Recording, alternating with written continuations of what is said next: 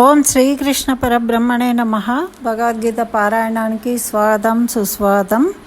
అందరికీ నమస్కారం అండి. మనము భగవద్గీతలో 3వ అధ్యాయం కర్మయోగంలో 5 శ్లోకాలను తెలుసుకున్నాము, వాటి యొక్క అర్థాలను. దీంట్లో భగవంతుడు కర్మయోగం గురించి తెలియజేస్తూ ఉన్నాడు.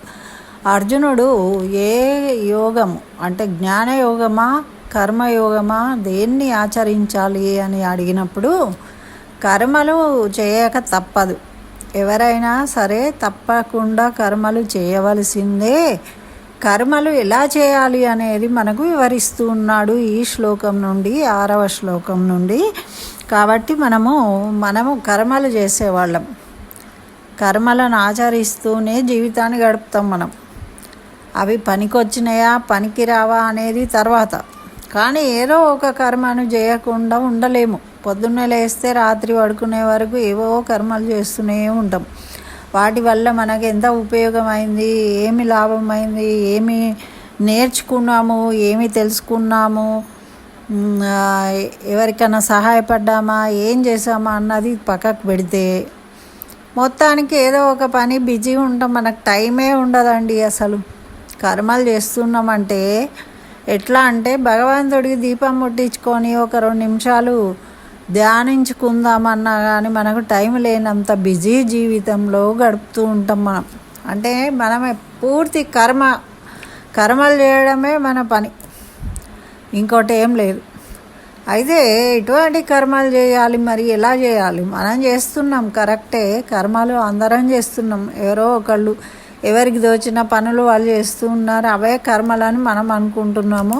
అయితే భగవంతుడు చెప్పే కర్మలు ఏంటిది మనకు సాంఖ్యయోగంలో చెప్పిండు. మన భావాలు ఎలా ఉండాలనేది చెప్పిండు.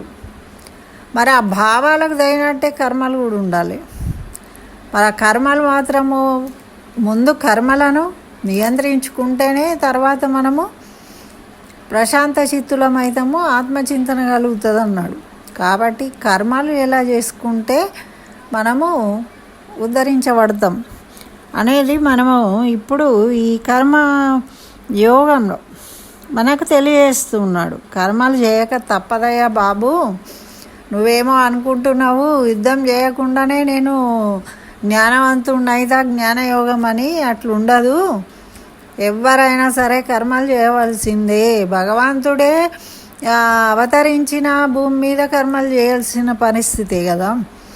రాముడైనా కృష్ణుడైనా కర్మలు ఆచరించిండ్రు. మరి ఇప్పుడు కృష్ణ భగవానుడు ఒక రథ సారథి అయి వచ్చి నడిపిస్తున్నాడు. ఎందుకు అంటే తన వంతు ఒక కర్మను నిర్వహిస్తున్నట్టే కదా.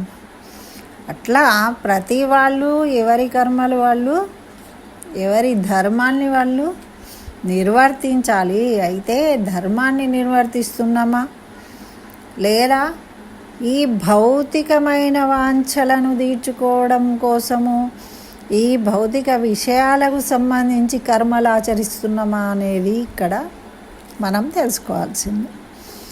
మనం రోజు చేసే పనులు మన శరీరానికి సంబంధించినవి, మన మనసుకు సంబంధించినవి, మన కోరికలు. ఇప్పుడు ధర్మార్థ కామ మోక్షాలు కదా. మరి ధర్మంతో అర్థాన్ని సంపాదించి దానితో నీ కోరికలను తీర్చుకో, ఆనందపడు, సుఖంగా ఉండు. అది ధర్మ మార్గంలో చేసినప్పుడు నువ్వు మోక్ష సాధనకు, జ్ఞానం కలిగి మోక్ష సాధనకు అర్హుడవుతావు. కర్మలను చేసి కర్మలయందు సమబుద్ధి కలిగి నువ్వు వాటి యందు నిరాసక్తుడవైనప్పుడు మోక్షానికి అర్హుడవుతావు. అయితే ఇవన్నీ దాటాలి అంటే ముందైతే మనం ఎక్కడ ఆగిపోతున్నాం? ధర్మాన్నే నిర్వర్తించడం లేదు. నీ ధర్మం ఏంటి? నువ్వు ఒక జన్మ తీసుకున్నప్పుడు నువ్వు చేయవలసింది. ఇప్పుడు మనం ఒక సామాన్యం ఇంట్లో జన్మిస్తే మన తల్లిదండ్రులు ఏ విధంగా ఉంటారు, వాళ్ళని చూస్తూ వాళ్ళు ఆచరించే విధానాలు. ఇప్పుడు ఒక వడ్ల పని చేసే అతను ఇంట్లో పుట్టినవాడు వడ్ల పని చేస్తూ ఉంటే తండ్రి కొడుకు కూడా అవి చూసి నేర్చుకుంటూ ఉంటాడు, ఆ పనులు చేస్తూ ఉంటాడు. తర్వాత ఇంకా వేరే ఫ్రెండ్స్ అందరితో కలిసి వేరే పనులను విద్యను నేర్చుకుంటాడు. అలా అక్కడ ఉన్న పరిస్థితిని బట్టి ఆయన జన్మించిన కుటుంబాన్ని బట్టి ఆయన ఏం చేసుకోవాలి, ఏది నాకు ఉపయోగమవుతుంది. అయితే ఇందులో ఒకటి కిటుకు ఏంటి, ఇప్పుడు వాడికి ఏది ఉపయోగమో అదే నేర్చుకోవాలి. తండ్రి చేస్తూ ఉన్నాడు, తండ్రి చేసే పని తను చేస్తే తనకు ఉపయోగం అవుతుంది, తనకు ఉపయోగించుకోవడానికి వీలుగా నేర్చుకోవాలి. అంతేగాని ఏదో చూడడం కోసమో మంది కోసమో లేకుంటే ఎవరి కోసమో చేయడం కాదు. దాన్ని తను సొంతం చేసుకోవాలి. సొంతం చేసుకొని దానిలో ప్రావీణ్యం సంపాదించుకొని దాని ద్వారా అర్థాన్ని సంపాదించుకొని దాని ద్వారా కోరికలు తీర్చుకుంటూ ఆనందంగా ఉంటూ ఇతరులకు సహాయం చేస్తూ సమబుద్ధి కలిగి విషయాల మీద ఆసక్తి తగ్గించుకొని వెళ్తూ ఉండాలి. అది ఒక సక్రమమైన మార్గం. అయితే మనం జన్మ తీసుకున్న పరిస్థితి దాని మీద మన ఆలోచనలు అనేవి సాగుతూ ఉంటాయి. మన అమ్మ నాన్న ఏదో జాబ్ చేస్తున్నారు, పిల్లలు పుడితే వాళ్ళను చదివిస్తారు, స్కూల్లో వేస్తారు, చదువుకోండి చదువుకోండి చదువుకోండి అంటుంటే మీరు చదువుకుంటూ ఉంటారు. మళ్ళీ మీరు ఒక ఉద్యోగం సంపాదించుకుంటారు, మీరు ఉద్యోగం చేస్తారు. ఇవంతా కామన్ నడుస్తూ ఉంటుంది. కానీ మనిషిగా జన్మ తీసుకున్నప్పుడు నీకు కొన్ని ఆలోచనలు వస్తూ ఉంటాయి కదా. మరి ఆ ఆలోచనలను నువ్వు సఫలీకృతం చేసుకుంటున్నావా? ఆ ఆలోచనలను ఏవైనా నువ్వు సాధించడానికి ప్రయత్నం చేస్తున్నావా? నువ్వు చదువుకుంటూ ఉన్నావు, నీకు ఒక కోరిక ఉంటుంది. ఇప్పుడు మొన్న ఒకటి చెప్పుకున్నాం మనం. అయితే కొంతమంది చిన్నతనం నుండే ఇతరులకు సహాయం చేశాడు, నలుగురితో తిరగడము, ఎక్కువ వ్యాపకాలు పెట్టుకొని అందరితోని, అంటే ఒక మంచి ఫ్రెండ్స్తోని తిరిగినవాడు ఒక మంచి ఉత్తమ పౌరుడిగా తీర్చిదిద్దబడతాడు. మంచి గురువుల దగ్గర చదువుకున్నవాడు మంచి మార్గనిర్దేశంలో నడిచినవాడు. అంటే ఇక్కడ వివేకం కూడా పనిచేయాలి. గురువులు చెప్తారు కానీ శిష్యుడు నేర్చుకునే పరిస్థితి కూడా ఉండాలి. ఎవరు చెప్పింది నేర్చుకోవాలి, దేంట్లో నేను నడవాలి, ఏది నాకు యోగ్యమైనది అనేది తనకు తానుగా తెలుసుకోవాలి. అంటే ఇప్పుడు ఐఏఎస్ కావాలని అందరికీ ఉంటుంది, కానీ అందరూ ఐఏఎస్ ఎట్లా కావట్లేదు. మరి కొంతమంది ఏమంటారు, మాకు చదువుకోవడానికి లేకుండే, అది లేకుండే, ఇది లేకుండే, మా పుస్తకాలు లేకుండే, మా అమ్మ నాన్నకు శక్తి లేకుండే. కొంతమంది ఏమో ఢిల్లీకి పంపిస్తారు ఐఏఎస్ కోచింగ్లకు. అక్కడ తిరిగిన వాళ్ళకు కూడా రాకపోవచ్చు. ఇక్కడ ఏమీ చదువుకోకుండా వాళ్ళు కష్టపడి నేర్చుకుని కూడా సాధించవచ్చు. అట్లాంటి వాళ్ళని ఎంతోమందిని చూస్తుంటాం మనం. ఏ కోచింగులు లేకపోయినా వాళ్ళు తప్పకుండా నేను ఐఏఎస్ కావాలి అని డెసిషన్ తీసుకొని వాళ్ళకు ఉన్న సదుపాయాలతోని ఆ మార్గంలో పయనిస్తూ దానికి సంబంధించినవి చదువుతూ కష్టపడి సాధించిన వాళ్ళు కూడా ఉన్నారు. మరి ఇది ఎలా సాధ్యమవుతుంది అంటే వాళ్ళ కోరిక, వాళ్ళు ఎన్నుకున్న వివేకం, అక్కడ వివేకం పనిచేస్తుంది. వాళ్ళకి ఏది కావాలి, వాళ్ళకి ఏది మంచిది అనే వివేకంతో వాళ్ళు దాన్ని చూజ్ చేసుకొని ఆ మార్గంలో వెళ్ళి, బయట నుండి ఎంతోమంది వస్తారు, చెడగొట్టే వాళ్ళు ఉంటారు కదా. ఇప్పుడు కళ్ళు చూస్తూ ఉన్నాయి, సినిమాకి పోదాం, ఏం చదువుతావు అంటే పోవచ్చు, అట్లా పోయేటోళ్ళు కూడా ఉంటారు. కానీ దాన్ని నియంత్రించుకొని వీళ్ళు చదువుకున్నారు. అంటే ఇంద్రియాలను నియంత్రించుకొని తన కర్మలు చేసినప్పుడు వాళ్ళు విజయం సాధిస్తారు, ఎట్లయినా విజయం సాధిస్తారు.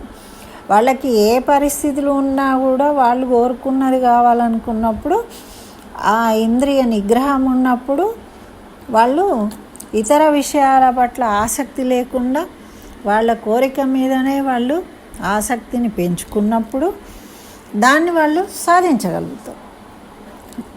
అలాంటప్పుడు దాంట్లో ఏముంది? సత్యం ఉంది. వాళ్ళు కోరుకున్న దాని పట్ల వాళ్లకు భక్తి ఉంది. భక్తి అంటే కేవలము దేవుడి దగ్గర ఉండి పూజ చేయడమే కాదు, ఒక విషయం పట్ల మనకు శ్రద్ధ, ఆసక్తి. అయితే అది మంచిదైనప్పుడు మనకు ఉత్తమ గతులు ఉంటాయి. మనం చెడు నిర్ణయం తీసుకున్నాము అవివేకంతో, అజ్ఞానంతో, చెడు వైపు మార్గానికి వెళ్ళి మనం కష్టాల పాలవుతాం. అందుకే వివేకం కూడా ఉండాలి. ఏ పని చేయాలన్నా మనకు వివేకం లేనప్పుడు మనము పొరపాట్లే జరుగుతుంటాయి. అయ్యో ఇట్లా చేసేది లేకుండే, అయ్యో ఇటు పోయేది లేకుండే, అయ్యో కర్మ ఇటు ఎందుకు పోయినా నేను అని దుఃఖపడే అవకాశం ఉంటుంది. మరి కాబట్టి ఇవన్నీ మనం సరైన మార్గంలో నడవాలి అంటే మనకు కొంత ప్రశాంతత ఏర్పడాలి. ఈ బిజీ జీవితంలో రోజు రోజుకు మనకి ఇంకా బిజీ ఎక్కువైతూ ఉంటుంది, టైమే ఉండదు. అటువంటి సమయంలోనే మనకు మన పెద్దవాళ్ళు నియంత్రించిండు. పొద్దున్నే లేవరా బాబు, 6ంటికి లే, సూర్యోదయానికి సూర్యుడికి నమస్కరించుకో, ప్రత్యక్ష దైవము, చక్కగా స్నానం చేయి, ఆ దేవుణ్ణి ఒక 10 నిమిషాలు స్మరించు. ఆ 10 నిమిషాలు నీకు ఆ రోజంతా కూడా నువ్వు సక్రమ మార్గంలో నడవడానికి ఉపయోగపడుతుంది. ఆ ప్రశాంతత అనేది, నువ్వు ఎప్పుడైతే ప్రశాంత చిత్తుడవు అవుతావో అప్పుడు నీవు ఆలోచించే విధానము అన్నీ కూడా సక్రమంగా జరుగుతాయి. మనం చూడండి, మనం అంటాము ఇవన్నీ కాదు అది ఇది అని, ఎన్ని అన్నా కూడా ఎప్పుడన్నా ఒక రోజు ఎటన్నా ఊరికి వెళ్ళేది ఉందని పొద్దున్నే లేస్తాం. లేచి ఏదో పని ఉందో లేకుంటే ఎవరో చుట్టాలు వచ్చిందో అని పొద్దున్నే లేచి రెడీ అయినప్పుడు మనకంతా ఖాళీ ఖాళీ అనిపిస్తుంటుంది. ఆ రోజు పని లేనట్టు, చాలా తీరిగ్గా ఉన్నట్టు, చాలా ఆనందంగా ఉన్నట్టు, ఇంకా ఏం చేయాలి అనే ఆలోచనలు వస్తూ ఉంటాయి. అంటే అంత తేడా ఉంటుంది. కానీ మనం ఒప్పుకోము. మనం ఇవి ఒప్పుకున్నా కూడా ఆచరించడానికి వెనక్కి పోతాం. ఇప్పుడే లేచి ఏం చేస్తాము, 8ంటికి పని మనిషి వస్తుంది అని చెప్పి 8ంటికి లేస్తాం. అయితే ఏమవుతున్నది, ఇప్పుడు మన ప్రశాంత చిత్తం అనేది ఏర్పడట్లేదు మనకు. మనం చేసే ఈ పనుల వల్ల మనకు ప్రశాంత చిత్తమే లేదు. అప్పుడు లేచి మనం ఏం చేస్తామండి, ఏం సాధిస్తామంటే మనకు సూర్యోదయ సమయంలో ఆ సూర్యుడి యొక్క కిరణాలు మన మీద పడి మనము నమస్కరించుకున్నప్పుడు మనలో చైతన్యం కలుగుతుంది. ఎందుకు అంటే ఇది పాంచభౌతిక శరీరం. మన ప్రకృతి, సూర్యుడు, చంద్రుడు, మరి భూమి, నీళ్ళు, గాలి, ఇవన్నిటితోనే కదా మన శరీరం తయారైంది. కాబట్టి అవి ఎలా ఉంటాయో మన శరీరం కూడా ఆ విధంగా, మన మనస్సు ఆ విధంగా ఉంటుంది. ఆ సూర్యోదయ సమయంలో మనకు ప్రశాంతత అనేది కలుగుతుంది. మరి దాన్ని మనం కోల్పోతున్నాం. అది తెలుసుకోండిరా అంటే మనం వినం.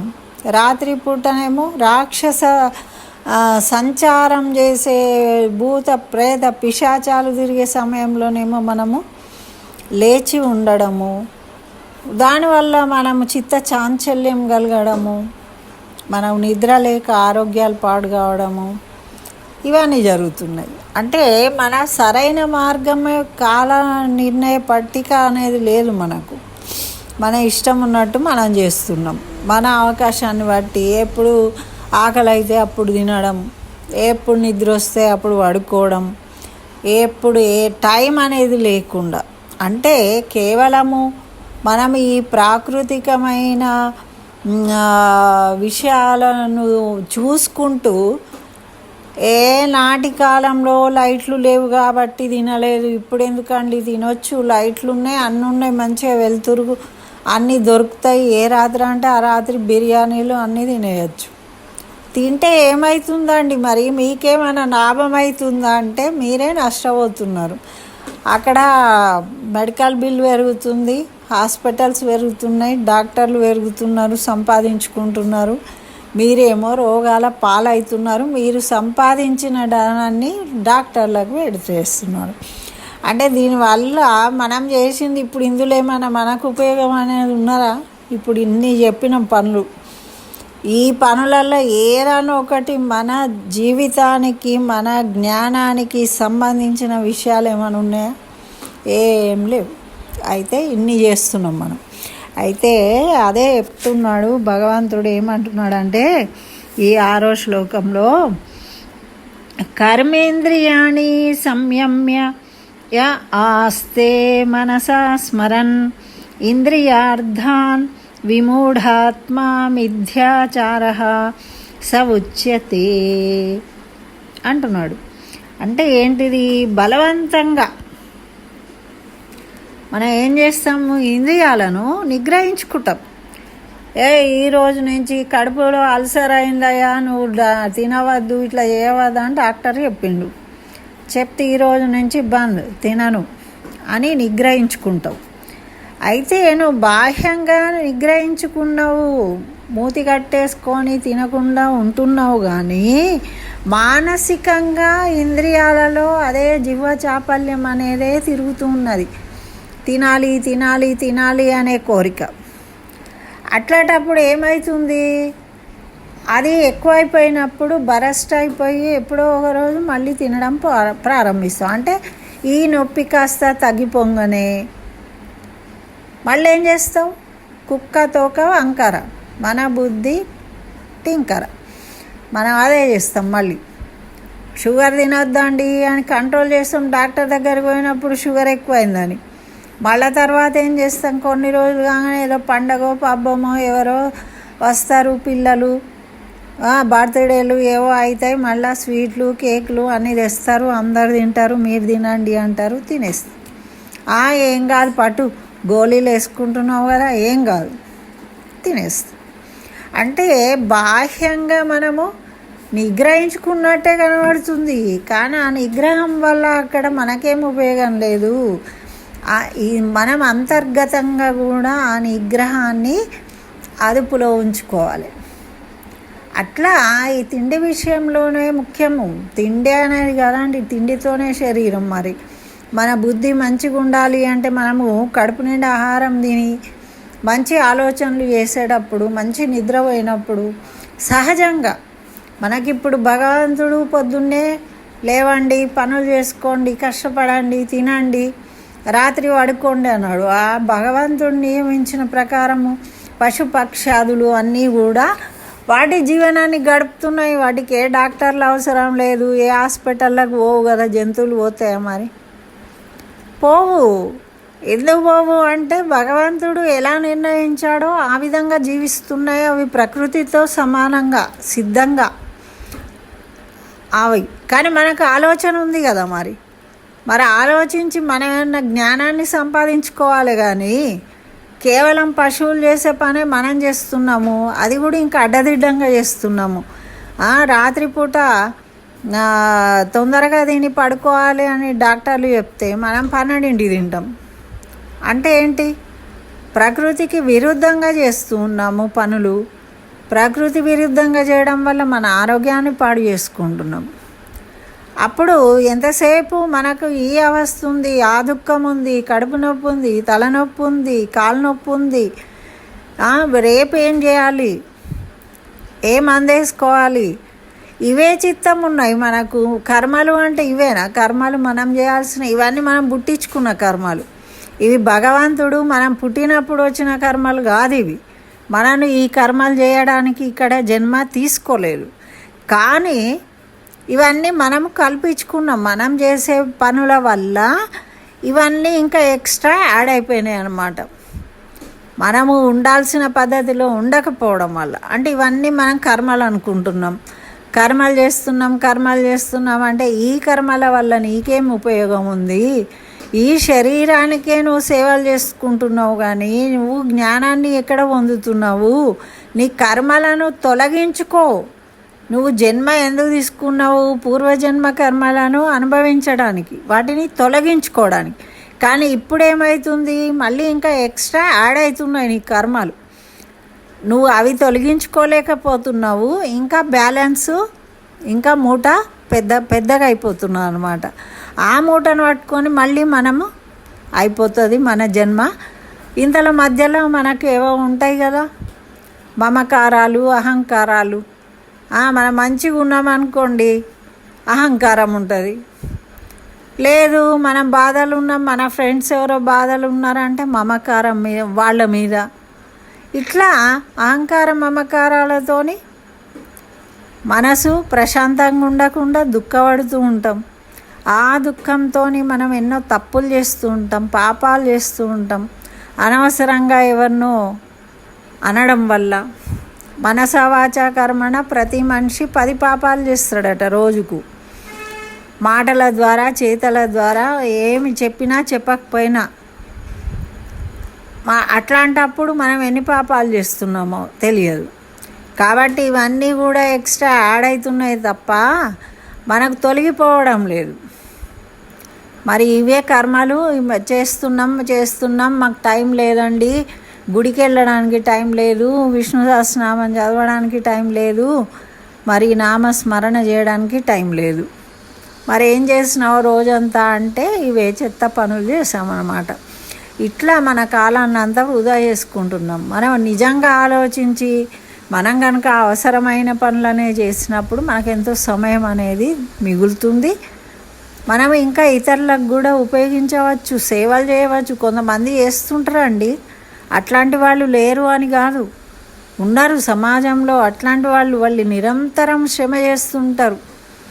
వాళ్ళు అందరికీ సహాయం చేస్తుంటారు. అరే మన పనులు చేసుకోవడానికే మనకి ఇంత వస్తున్నది, వాడు ఎట్లా అందరికీ పనులు చేస్తాడు, సాయం చేస్తాడని మనం ఆశ్చర్యపోతూ ఉంటాం. అట్లాంటి వాళ్ళతోని మనము సన్నిహితంగా ఉన్నప్పుడు మనం వాటిని నేర్చుకోగలుగుతాం. అట్లా సాధన చేస్తూ మన కర్మలను తగ్గించుకోవడానికి ప్రయత్నం చేయాలి. అంతేగాని బలవంతంగా బాహ్యమైన ఇంద్రియాలను నియంత్రించి మేము నియంత్రించినామండి, అన్నీ మాకు అవసరం లేదండి, ఇది అవసరం లేదండి అని చెప్తూ ఉంటారు. అవన్నీ మనము నిజమని నమ్మొద్దు. మనం కూడా ఆ విధంగా ఉండకూడదు. సత్యం అనేదే భగవంతుడు. మనం ఎప్పుడు సత్యం మాట్లాడతామో అప్పుడు భగవంతుడు మనతోనే ఉంటాడు, మన నోట్లోనే ఉంటాడు. కొంతమంది చూడండి, వాళ్ళు ఏదంటే అది అవుతుందండి అంటే వాళ్ళు సత్యవాక్ పరిపాలన. వాళ్ళు నిజంగా మనస వాచ కర్మణ నిజాలు మాట్లాడినప్పుడే అవి నిజమవుతాయి. అబద్ధాలు మాట్లాడి నిజంగా అలాంటి ఎట్లయితే కావు. కాబట్టి ఇది తెలుసుకోవాలి అని ఇక్కడ ఈ శ్లోకం ద్వారా చెప్తున్నాడు. కర్మలు అంటే అట్లాంటి కర్మలు చేయాలిరా బాబు. ఏవో ఒకటి బాహ్యంగా నియంత్రించుకొని నేను చేసిన కర్మలు అయిపోయినాయి అని అంటే కుదరదు, వాటితోని ఏమీ లాభం ఉండదు. అటువంటి చేసిన వాడు కర్మయోగి కాడు, వాడు మిథ్యాచారి అంటే అబద్ధాల కోరు అని అర్థం. నేను పని చేసినా అంటాడు, ఏం చేసినావురా నువ్వు అని అడిగితే ఏముండదు వాడు చేసేది. ఇప్పుడు ఇళ్ళల్లో పనులు చేస్తుంటారు, వాటిల్ని నింపినాం, నీళ్లు నింపినాం, అవి నింపినాం, ఇవి ప్రతిదీ పనే. చిన్నపిల్లలు చెప్తూ ఉంటారు, పుస్తకాలు సంచి పక్కకు పెట్టి నేను ఒక పని చేసిన అంటారు. అంటే పని చెయ్యడము అనేది, కర్మ అనేది దానికి సంబంధించింది కాదు. మనము ఆధ్యాత్మికంగా ఆలోచించుకున్నప్పుడు, మనము జ్ఞానవంతులమైనప్పుడు, ఇటువంటి ఆలోచనలు ఇటువంటి సన్నిహితంగా ఉన్నప్పుడు, గురువులను ఆశ్రయించినప్పుడు మనం నిజమైన కర్మలు ఏం చేయాలనేది మనకు తెలుస్తుందన్నమాట. కాబట్టి అటువంటి కర్మలు చేయాలి. అటువంటి వాళ్ళు కానీ ఇటువంటి కర్మలు చేసేవాళ్ళు వాళ్ళు దంబాచారులు, మూఢాచారులు, వాళ్ళు అబద్ధాల కోర్లు వాళ్ళు అని చెప్తున్నాడు భగవంతుడు. ఇదండి 6వ శ్లోకం. మరి మనం ఎంతవరకు సత్యంగా ఉంటున్నాం అనేది మనం కూడా ఆలోచించుకుందాం. స్వస్తి. సర్వం శ్రీకృష్ణ చరణారవిందార్పణమస్తు.